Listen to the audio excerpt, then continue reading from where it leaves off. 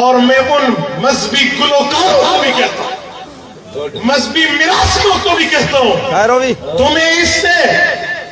دودھ کی امید ہے، یاد رکھنا کٹے جو کھیر نہیں نکلا ہوگا،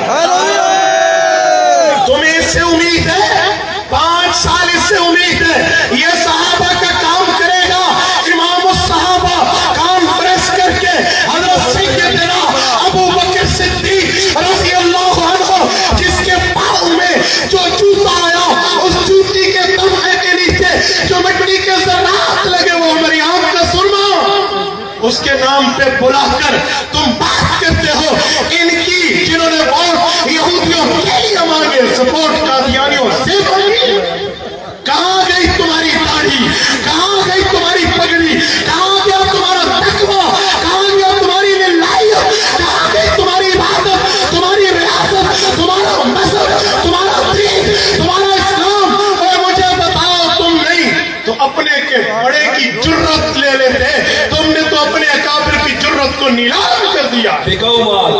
عجیب بات ہے، میں نے نوٹ لکھا میرا موڈ بنے، لالا کلا لالا محمد، ہاں، اور یاد رکھنا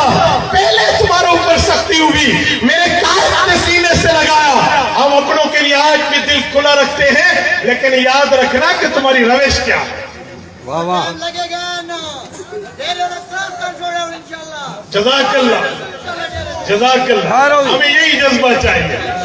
اور میں بہت حیران ہوں، یقین مانیے میں بڑا حیران ہوں، اچھا جی ہم ان کو ساتھ دیں گے، تو تھی دیکھو اپنے شہر کو چھڑ جی ان کا ساتھ دیں گے۔ یاد رکھنا تمہاری بوکھلاہٹ، تمہارا رونا اور یہ تمہارا کرونا، یہ دونوں بتا رہے ہیں کہ تمہارا مسئلہ ہے کیا۔ دیکھو جی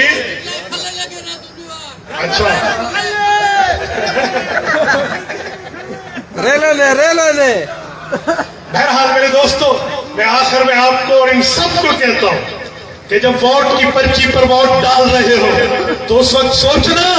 کہ یہ بلے والی جماعت یہودیوں کے لیے ووٹ مانگ رہی تھی، قادیانیوں سے سپورٹ مانگ رہی تھی، تیرے کندھے